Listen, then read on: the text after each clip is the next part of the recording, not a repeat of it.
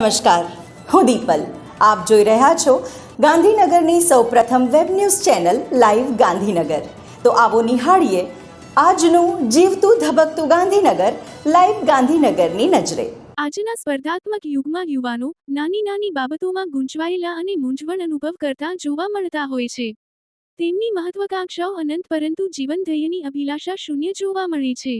યુવાનોની પ્રવર્તમાન સમસ્યાઓ અને મૂંઝવતા પ્રશ્નોની નિરાકરણદાત્રી એટલે શ્રીમદ ભગવદ્ ગીતા. કડી સર્વ વિશ્વવિદ્યાલયના પ્રેસિડેન્ટ શ્રી વલ્લભભાઈ એમ. પટેલ સાહેબના માર્ગદર્શન અને પ્રેરણાથી યુવા ગીતા કાર્યક્રમનું આયોજન કરાયું હતું, જેમાં સર્વ વિદ્યાલયની વિવિધ 17 કોલેજના 85 વિદ્યાર્થીઓ ઉત્સાહપૂર્વક જોડાયા હતા. શ્રીમદ ભગવદ્ ગીતામાંથી આજના યુવાનોને જીવન જીવવાની યોગ્ય દિશા મળે, આનંદિત જીવન જીવવાની પ્રેરણા મળે, કુટુંબ પરિવાર સાથે આત્મીયતા બંધાય, સમાજ અને રાષ્ટ્ર પ્રત્યે નિષ્ઠા ઊભી થાય, ભારતીય સંસ્કૃતિ અને વૈદિક પરંપરા જાણે અને જાતિવાદ, ક્ષેત્રવાદ, ધર્મવાદથી આગળ વધીને વસુદેવ કુટુંબકમની ભાવના ખીલે એ માટે વિસ્તૃત માર્ગદર્શન યુવાનોને આપવામાં આવ્યું હતું. જેમાં તજજ્ઞ તરીકે ઉર્વિશ પટેલ, કિંજલ પટેલ અને ગિરીશભાઈ શર્મા ઉપસ્થિત રહ્યા હતા.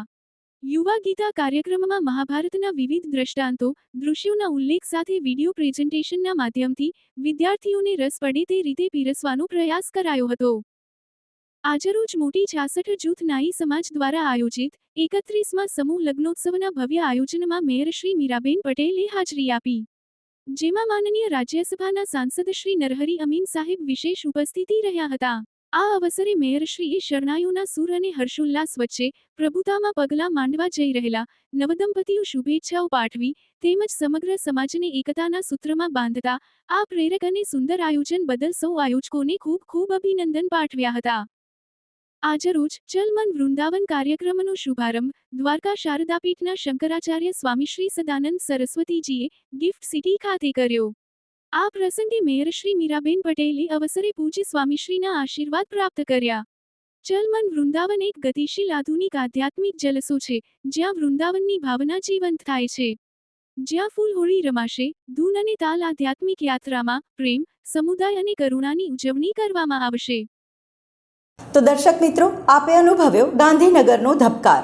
આપની આસપાસ બનતી આવી જ ઘટનાઓની જાણકારી અમારા સુધી પહોંચાડવા માટે સ્ક્રીન પર દર્શાવેલ નંબર પર વોટ્સએપ દ્વારા અથવા ઈમેલ આઈડી પર મેલ કરીને આપ અમારો સંપર્ક કરી શકો છો.